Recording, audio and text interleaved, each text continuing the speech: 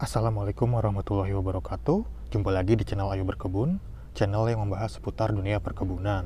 Video kali ini kami akan membahas tentang hormon pertumbuhan ya sobat, atau ZPT, zat pengatur tumbuh. Nah, di sini kita akan coba bahas perbedaan dari hormon tumbuhan ini sobat ya. Jenis-jenisnya, fungsinya untuk tanaman itu apa saja, dan juga dosis serta cara penggunaannya. Nah, langsung saja kita coba bahas ya sobat ya. Nah, jadi para ahli fisiologi tumbuhan itu membagi hormon tubuh menjadi 5 kelompok utama ya sobat ya. Yang pertama itu ada auksin, kemudian ada sitokinin, ada giberelin atau asam giberelat, kemudian ada etilena, dan juga ada asam absisat. Nah, untuk hormon auksin, sitokinin, dan juga giberelin adalah kelompok yang bersifat mendukung bagi pertumbuhan tanaman sobat ya, jika diberikan dalam konsentrasi fisiologis. Kemudian di etilena itu bisa bersifat mendukung maupun menghambat pertumbuhan. Sedangkan untuk asam absisat itu bersifat menghambat pertumbuhan. Nah, untuk yang akan kita bahas pada video kali ini adalah perbedaan dari hormon sitokinin, auksin, dan juga giberelin ini sobat ya.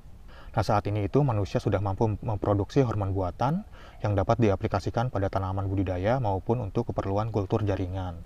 Diproduksi secara komersial untuk merekayasa perkembangan tanaman budidaya seperti yang kita inginkan.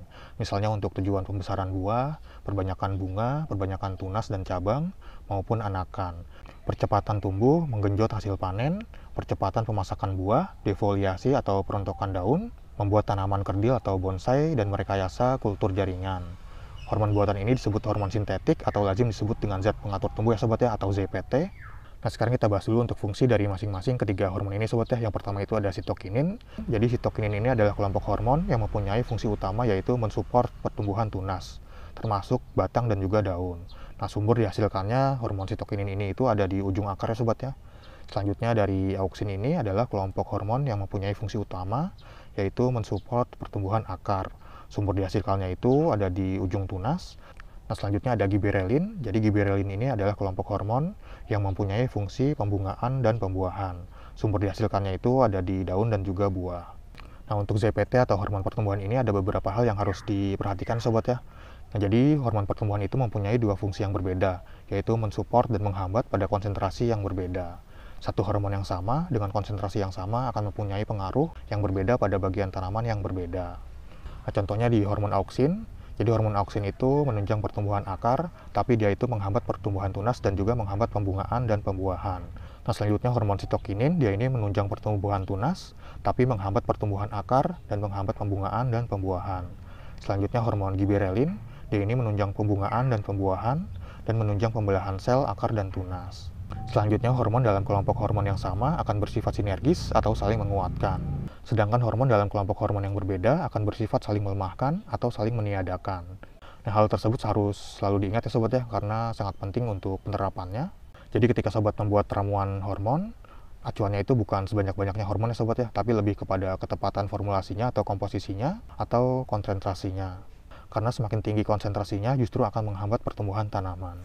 Nah, untuk hormon pertumbuhan itu ada beberapa jenis sobat ya, bentuknya itu ada yang cair seperti ini, ada juga yang serbuk, kemudian ada juga yang tablet seperti ini contohnya nih. Ini dia berbentuk tablet. Nah, untuk memberikan hormon dorongan yang kuat dalam pertumbuhan suatu organ, perlu diingat bahwa hormon tersebut akan menghambat organ yang lainnya. Nah, contohnya misalnya kita ingin memacu pertumbuhan tunas dengan optimal dengan memberikan hormon sitokinin, akan tetapi harus diingat bahwa sitokinin itu akan menghambat akar. Demikian pula sebaliknya, bila kita memberikan hormon akar di dalam merangsang pertumbuhan akar, harus kita ingat juga bahwa hormon akar itu akan menghambat pertumbuhan tunas. Sedangkan dalam hal mendorong pertumbuhan suatu organ, terdapat konsentrasi optimal. Konsentrasi yang optimal itu memberikan pengaruh yang terbesar ya sobat ya, dan setelah itu bila konsentrasi ditambah justru akan menghambat pertumbuhan. Harus diingat juga, jika kita ingin mendorong pertumbuhan akar dan tunas secara bersamaan, maka hal tersebut justru akan menyebabkan pengaruh yang saling melemahkan dan meniadakan. Dan bila suatu tanaman sedang berbunga atau berbuah, maka jangan sekali-kali memberikan hormon akar, karena akan menyebabkan gugur bunga atau buah. Nah, kemudian hormon ini sebaiknya langsung diberikan pada targetnya sobat ya. Misalnya itu hormon akar, jadi pemberiannya itu langsung diaplikasikan ke media tanam atau ke akarnya. Kemudian hormon tunas bisa sobat lakukan penyemprotan ke bagian tajuknya. Nah, selanjutnya masing-masing dari ketiga jenis hormon pertumbuhan ini ada jenis-jenisnya sobat ya. Yang pertama itu hormon auksin. Sobat bisa lihat pada gambar berikut ini jenis-jenis dari auksin. Mungkin bisa sobat pause dulu jika ingin membacanya. Jadi ada jenis dan juga fungsinya sobat ya, atau manfaatnya. Nah, kemudian karakter dari auksin ini yang pertama itu dalam konsentrasi tinggi dapat menghambat atau menghentikan pertumbuhan akar, bunga, dan buah. Selanjutnya beberapa jenis auksin terutama IAA sensitif terhadap sinar matahari dan menyebabkan aktivitasnya berkurang. Kemudian beberapa jenis auksin digunakan dengan dosis tinggi untuk mematikan tanaman dan berfungsi sebagai herbisida, misalnya 2,4D, 4 CPA, dan juga pikloram. Selanjutnya, jika dicampur sitokinin akan bersifat antagonis atau saling melemahkan. Kemudian penggabungan antara auksin dan auksin atau auksin dengan gibberellin akan memberikan hasil yang optimal. Selanjutnya jenis-jenis dari sitokinin ada kinetin, zeatin, dan yang lainnya bisa sobat baca di sini sobat ya, bisa sobat lihat sendiri. Selanjutnya karakter sitokinin itu dalam konsentrasi tinggi dapat menghambat menghentikan pertumbuhan akar, bunga, dan buah. Jika dicampur dengan auksin akan bersifat antagonis atau saling melemahkan. Kemudian jika digabungkan dengan gibberellin dapat mempercepat pertumbuhan tunas baru. Selanjutnya untuk jenis dari gibberellin ini ada banyak ya sobat ya, saat ini itu ada sekitar 110. Ini bisa sobat lihat penjelasannya di gambar berikut ini. Jadi itu ada GA1 sampai GA110. Tapi dari sekian banyak GA1 sampai 110 itu GA3 dan juga GA7 yang merupakan varian yang paling populer karena paling efektif untuk lebih banyak jenis tanaman sehingga dibuatlah sintesisnya untuk tujuan komersil. Untuk karakter dari gibberellin ini, penggabungan dari gibberellin dengan auksin memberikan hasil tanaman yang lebih vigor dan buah yang lebih besar. Penggabungan gibberellin dengan sitokinin dapat mempercepat pertumbuhan tunas baru. Nah, selanjutnya untuk dosis dan juga cara penggunaannya itu disesuaikan dengan mereknya sobat ya. Dan juga konsentrasinya, jadi misalnya ini ada konsentrasinya itu sekitar 500 ppm, jadi dosisnya itu sekitar 1 sampai 2 ml per liter air. Dan untuk cara penggunaannya itu disesuaikan dengan fungsinya sobat ya.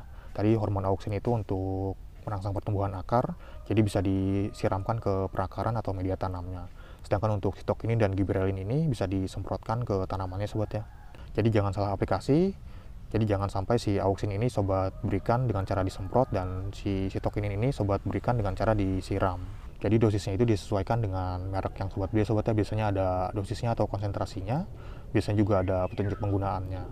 Nah, mungkin itu aja sobat ya, sedikit penjelasan tentang perbedaan dari hormon auksin, sitokinin, dan gibberellin ini. Jika di antara sobat ada yang sedang mencari hormon pertumbuhan untuk tanaman kesayangan sobat, mungkin bisa membelinya di toko-toko pertanian terdekat. Atau sobat juga bisa membelinya secara online di marketplace seperti Tokopedia, Shopee, Lazada, atau yang lainnya. Atau sobat bisa langsung klik keranjang yang ada di pojok kiri bawah video ini. Atau di deskripsi video ini ada lampiran produknya sobat ya. Nanti akan langsung diarahkan ke aplikasi Shopee. Nah, jika di antara sobat ada yang ingin menambahkan, mungkin bisa langsung tulis di kolom komentar ya sobat ya. Jadi kita sharing-sharing aja di sini. Nah, mungkin sekian dulu untuk video kali ini. Terima kasih sudah menonton. Sampai jumpa di video-video yang lainnya. Wassalamualaikum warahmatullahi wabarakatuh.